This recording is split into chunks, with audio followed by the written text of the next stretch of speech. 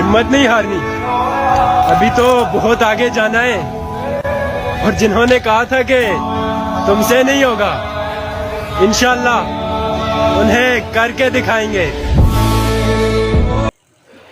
इस वीडियो में बेहतरीन सी स्ट्रेटजी आपके साथ बता रहा हूँ। अगर एग्ज़ाम में क्वेश्चन भूल जाए या 2-3 डायग्नोसिस आपके दिमाग में आ रहे हो तो किस तरह उसको अटैम्प्ट करना है। बिस्मिल्लाहिर्रहमानिर्रहीम, इय्याका नअबुदु व इय्याका नस्तईन। अल्लाह ताला की रहमत, करम, फजल और शुक्र के साथ आपका ज़्यादा टाइम नहीं लूँगा, लेकिन आपसे एक रिक्वेस्ट करूँगा, ये प्लीज़ अपने सब फ्रेंड्स तक जो है ना मेरा ये पैगाम पहुँचा देना, वीडियो को लिंक को शेयर कर देना या जैसे भी है, लेकिन ये हर एक स्टूडेंट तक, मैक्सिमम स्टूडेंट तक चला जाए तो आपकी मेहरबानी होगी। मेडिसिन का इम्तिहान पास करने की कुछ आदाब, अगर मैं फाइनल ईयर में हूँ तो मैं कौन सी ऐसे टिप्स फॉलो करूँगा जो मैं आपको देने लगा हूँ। खुद नालायक सा हूँ, लेकिन मेरे पास कुछ ऐसे कह लें कि बाबा जी का तवीज़ है कि अगर आप उसको फॉलो कर लेंगे तो इंशाल्लाह कुछ ना कुछ जो मुझ जैसे हैं ना, जिन्होंने लास्ट डेज़ के अंदर जिन्होंने तैयारी की होती है, तो उनके लिए कुछ ना कुछ हेल्प हो जाएगी। सबसे पहले, अगर आप फाइनल एक दिन रह गया, कुछ भी नहीं किया हुआ, तो ये मैंने मुख्तलिफ टीचर्स से कंसल्ट करके उनकी इजाज़त ले के ये मैं आपके साथ शेयर कर रहा हूँ। मतलब कि इसके अंदर वो सारे टॉपिक्स आ जाएंगे। अगर कोई बंदा सिर्फ ये कोई 35 से 36 टॉपिक्स बनते हैं, अगर आप ये टॉपिक कर लेंगे ना तो इंशाल्लाह आपको जो है ना वो सारा का सारा मेडिसिन के पेपर में कोई मसला नहीं होगा। पहले मैं पैटर्न बता देता हूँ कि आपने मेडिसिन के पेपर को हल किस तरह करना है। देखो, मोर और लेस जहाँ तक मुझे पता चला कि यूएचएस के जो है ना, अभी मैंने कंसल्ट किया, स्पेशल थैंक्स जिसमें मुझे हेल्प की, कि आपके जो है ना 45 जो है ना M1 के, ठीक है, क्योंकि पहले M1 का तो 45 इसके अंदर MCQs आते हैं। और मेरी जान, आपके पास मिनट भी कितने होंगे? 45 ही मिनट होंगे, 1 मिनट का एक MCQ, बाकी 9 आपके पास M1 के जो है ना SCQs होंगे। ठीक है, उन 9 में हमारे पास जो सीक्वेंस है ना, हर जो SCQ है वो हमारे पास 5 नंबर का, और 9 ज़रा 5 हमारे पास, ये 45 मार्क्स के हमारे पास SCQs होंगे। और इसके लिए मेरी जान आपके पास जो टाइम होगा वो हमारे पास होगा जी 2 घंटे, यानी कुल मिला के 120 मिनट। तो आपका यूं कहने कि एक क्वेश्चन को करने के लिए 13 से 14 मिनट हैं आपके पास। ठीक है, तो अगर मैं हूं तो मैं क्या करूं? कभी भी एग्जामिनेशन हॉल वाले टाइमर के ऊपर नहीं रहना, अपनी घड़ी लेके जाना, खा जैसी भी हो। ठीक है, सपोज करो ये मेरे पास एक घड़ी है जी, लेकिन उसमें कोशिश करना नंबर शंबर इजीली विजिबल हो।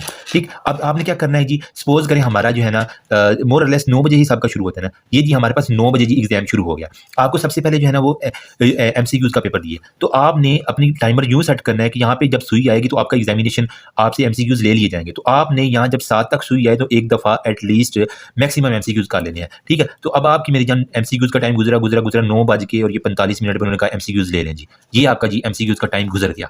ठीक है, इसमें अब आपने खुद को मॉनिटर किया, पहले 15 मिनट में आपने, फिर अगले 15 मिनट में कोशिश करना ये आधे घंटे के अंदर एक दफ़ा आपका पूरा पेपर जो है ना 45 MCQs आपकी आंखों से गुजर जाए। अगले जो लास्ट 15 मिनट है ना, ये जो 30 से 45 मिनट आते हैं, इसके अंदर आपने वो MCQs करने जो आपको नहीं आते। ठीक है, तो वो उनको आप छोड़ते जाना, पहले जो आते हैं उनको साथ साथ ही मैं तो कहता हूँ कि आप दायरे वो भर लेना, क्योंकि एंड पे कभी कभार होता है बंदे बस टाइम नहीं खुदा ना का समझता।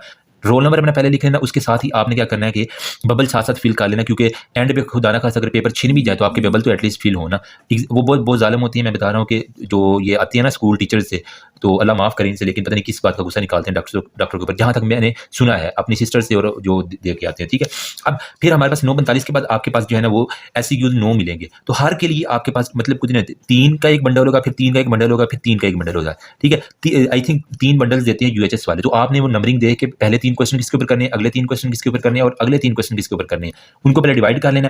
ठीक है, अब आपका मेरी जान यहाँ से टाइम स्टार्ट हुआ 9:45 से ये आगे चले जाओ 40 मिनट ऊपर, 10 के ऊपर मेरी जान आपके पहले 3 क्वेश्चन जो है ना, या कोई भी 9 में से कोई भी 3 क्वेश्चन आपके हर सूरत हल हो जाने चाहिए। क्यों? 13 मिनट एक क्वेश्चन के लिए, 13 दूना 26, 13 तीन 39, तो 40 मिनट के अंदर आपके 3 क्वेश्चन, जब आपकी सुई 9:45 से यहाँ पे इसके बजे, या मैक्सिमम भी कर लो तो चलो 10:15 तक जो है ना वो आपके 3 क्वेश्चन हर सूरत हो जाने चाहिए जो आपको अच्छे आते हैं पहले। ठीक है, उसके बाद आप 40 मिनट और ऊपर चले जाओ। ठीक है, तो ये हमारे पास 5, 10, 15, 20, 25, 30, 35 और ये 40। जब ये आपकी सुई पहुंची है 10 बज के कोई 50 पे, ठीक है, तो आपके 6 क्वेश्चन हर सूरत जो अच्छे वाले आते हैं आपको वो होने चाहिए। फिर एंड पे जो नहीं आते या बहुत कम आते हैं, वो आखिरी जो है ना वो आपके जो आ जाता है 11:30 तक पेपर होता है या 11:40 तक होता है। ठीक है, वो आप हिसाब लगा लेना। ठीक है, वो जितने भी घंटे बनते हैं ना वो आपने उस हिसाब से अपनी घड़ी को एडजस्ट कर लेना। ठीक है, जितने बजे एग्जाम खत्म हो, सपोज करें 11:45 पे एग्जाम खत्म हो रहा है, तो 11:45 की बजाय आपका 11 जो 10 मिनट पहले आपका सारा पेपर हो जाना चाहिए, और आखिरी 10 मिनट में आपने जो करना है ना वो यही है कि एक दफ़ा एग्जाम को नज़र मार लेनी है, कोई क्वेश्चन शीट का गलत तो नहीं लिखा हुआ वो आपने कर लेना है।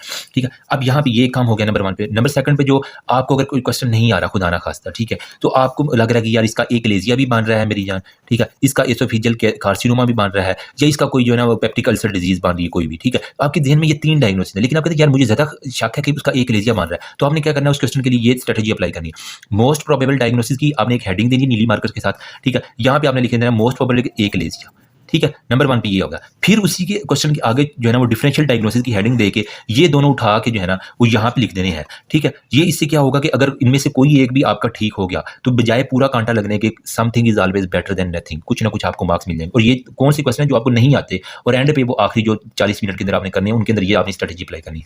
अब फिर जो डायग्नोसिस है वो पहले आप मोस्ट प्रोबेबल का डायग्नोसिस सारे का सारा लिख देंगे, ठीक है, और फिर डिफरेंशियल डायग्नोसिस का भी ना कोशिश करना मैक्सिमम जितना लिख सको ना, जितना आपको आता है उनकी इन्हीं के भी डायग्नोसिस भी साथ ऐड कर देना। ये जस्ट मैंने एग्जांपल दिया, ठीक है। फिर डायग्नोसिस के लिए आपने जो डायग्नोसिस हो गया ना, ठीक है, मतलब इन्वेस्टिगेशन में अब हम जा रहे हैं।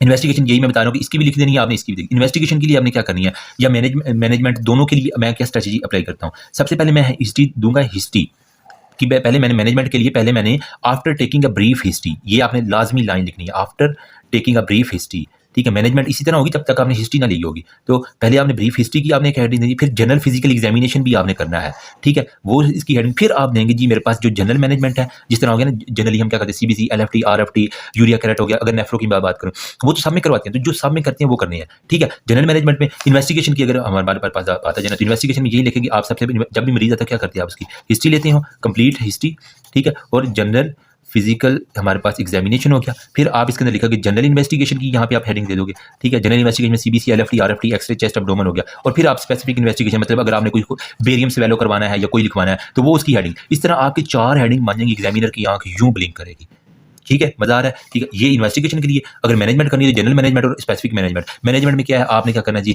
सबसे पहले आईवी लार्ज कैनुला जो है ना वो आपने पास करना है, ऑक्सीजन उसकी मेंटेन करनी है, ABCD मैनेजमेंट करनी है। ये मतलब आप पीरियड्स में भी, सर्जरी में भी, गायनी में भी, ओब्स में भी, सब में ये अप्लाई कर लेना, ठीक है। वो सारी इसमें आ गई। स्पेसिफिक मैनेजमेंट में क्या है, आपने कोई बैंड लाइगेशन करनी है तो वो यहाँ पे लिख देना है, ठीक है। कोई आपने अगर एंटीबायोटिक का नाम नहीं आ रहा तो सिस्टेमिक एंटीबायोटिक लिख देना, अगर गलत ना लिख के आना, बजाय गलत लिखने की आप सिंपल लिख देना सिस्टेमिक एंटीबायोटिक हमने देनी है, ठीक है। फिर उसके बाद स्पेसिफिक मैनेजमेंट की आप अगर नाम भी याद आ रहा है, आ गया, तो फिर आप स्पेसिफिक मैनेजमेंट में अगर आपने पेंसिलिन देनी है तो वो दे देना है यहाँ पे। इस तरह क्या होगा, एक थोड़ा सा बल्क बन जाएगा क्वेश्चन का, थोड़ा सा उसके अंदर जान आ जाती है, तो इस तरह एग्जामिनर थोड़ा सा खुश होता है वो आपके एग्जाम, ठीक है। एक तो टाइम का ख्याल रखना है, दूसरा अगर नहीं आता तो मोस्ट प्रोबेबल डायग्नोसिस की, फिर डिफरेंशियल डायग्नोसिस की।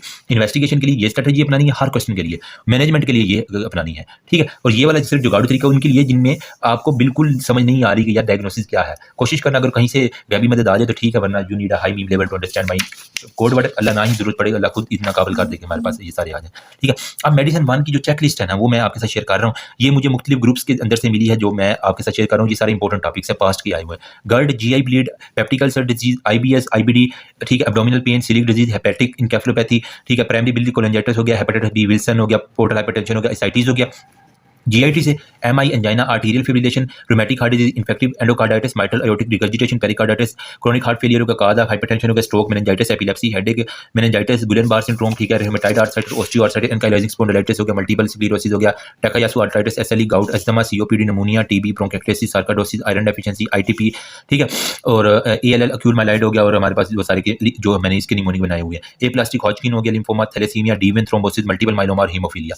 एटलीस्ट जब कोई 35-36 टॉपिक बनती है, अभी भी आपके पास पूरा एक दिन और पूरी एक रात पड़ी हुई है, ठीक है, बल्कि 2 रातें पड़ी हुई हैं और एक दिन जो है ना वो कल का पूरा पड़ा हुआ है। तो कोशिश करना, ये अल्लाह की रहमत, करम, फजल, शुक्र से कारण नहीं हो रहा है तो कोशिश करना। मैंने 1 आवर वाली वीडियो बनाई है, जिसकी भी वीडियो आपको अच्छी लगती है, जरूरी नहीं मेरी, जिसकी भी अच्छी लगती है जल्दी से उसकी स्पीड 2x पे रख के जल्दी से देख लेना, कुछ ना कुछ दिमाग में जरूर बैठ जाएगा, ठीक है। बाकी जहाँ तक मुझे नॉलेज मिला ना, UHS किस तरतीब के साथ क्वेश्चन दे रहा है वो मैं थोड़ी सी आपके साथ डिस्कशन कर देता हूँ, ठीक है। जो 9 क्वेश्चन आने हैं ना, तो 2 जो है वो आपके CVS से आएंगे, तो कार्डियोवैस्कुलर सिस्टम से क्वेश्चन नंबर 1 और क्वेश्चन नंबर 2, ठीक है, जो मेरे तक पहुंची है ये पहले 2 क्वेश्चन CVS से आ रहे हैं, ठीक है। फिर नंबर 3 वाला जो क्वेश्चन है वो होपफुली आपका, ये जरूरी नहीं पत्थर पे लकीर है, ये ऊपर नीचे भी हो सकती है लेकिन ऐसे ही होगा, ठीक है। पल्मोनरी सिस्टम से आ रहे हैं, ठीक है, एक क्वेश्चन। क्वेश्चन नंबर 4 जो है वो हमारे पास न्यूरो के अंदर से आएगा, ठीक है। क्वेश्चन नंबर 5 आपके पास जो आएगा वो आपके पास GIT से आएगा। क्वेश्चन नंबर 6 भी आपका GIT से आएगा, ठीक है।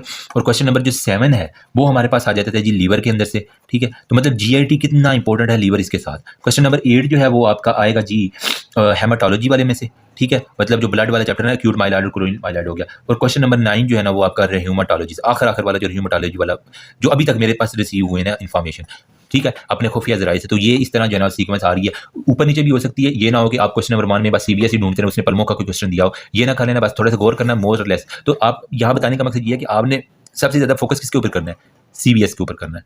उसके बाद GIT के ऊपर सबसे ज़्यादा फोकस करना है, फिर लीवर के ऊपर करना है, फिर पल्मों के ऊपर करना है, फिर हेमाटोलॉजी और फिर एंड पर ह्यूमेटोलॉजी, या उल्टा भी चल सकते हो, लेकिन करना फोकस ज़्यादा इनके, क्योंकि यहाँ से 2 क्वेश्चन आपके हो गए, 4 क्वेश्चन तो ये 2 चैप्टर आपके लिए जा रहे हैं। अगर लीवर साथ में सोने पे सुहागा कर लोगे, मिलता जुलता ही है, तो आपके 5 क्वेश्चन साइड पे हो गए, इम्तिहान पास, बाकी सारे नंबर आपके डिस्टिंक्शन की इंशाल्लाह होंगे। ठीक है, बाकी जो MCQs है उसके लिए मैंने स्ट्रेटजी में बता दी है कि मैं जो PDF मैंने शेयर किए हुए हैं, ठीक है, जो मैंने वीडियोस बनाई हुई है, कोशिश करना उसको जल्दी से स्पीड करके दे देखना, कुछ ना कुछ बैठ जाएगा। पास्ट के जो फर्स्ट एड के हैं वो कर लो, MCQ प्रैक्टिस जितनी ज़्यादा करके जाओगे ना, उतनी ज़्यादा आपके दिमाग के चौथा तक। दुआ में याद रखना, छोटी सी वीडियो थी। अब आपके ऊपर जिम्मेदारी है, अगर आपके पास कोई अच्छी बात पहुंची तो आप इसको दूसरों तक पहुंचाए, सदका जारिया ये।